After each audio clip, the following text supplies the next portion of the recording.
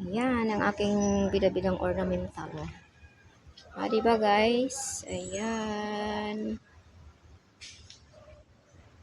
Ayan. Ayan yung aking ornamental dito. Ayan, diba guys? Ayan, hello. Sana ma-improve pa yung farm dito. Ayan. Sana ma-improve pa yung ornamental dito.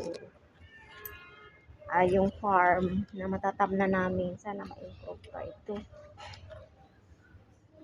Sana ma-improve pa itong aming farm. Ayan. Ganda yan guys. Diba? Hello. Ayan. Ayan guys. Diba? Ayan. Sana ma-improve pa yung aming ornamental farm. Kasi kulang pa talaga ng lupa guys. At saka loam soil kulang, at saka yung dito pang hollow blocks kulang. Wala doon hollow blocks sa kabila. Ayun, walang hollow blocks doon. Kailangan ng hollow blocks doon. Ayan. Dahil nagkulang ang aming budget dito sa Nueva Esperanza Urban Farm. Nagkulang ang aming para hindi mapasok ng mga kukul. Diba? Ayan. Ayan lang guys.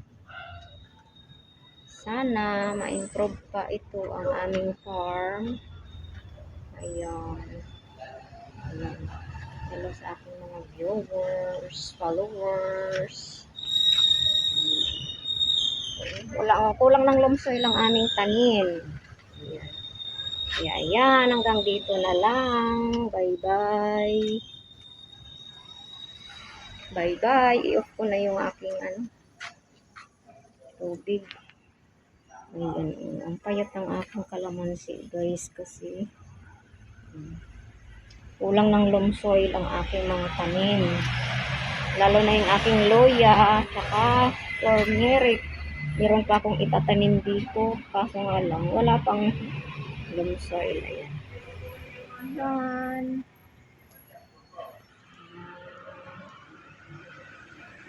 Thank you for watching. Bye.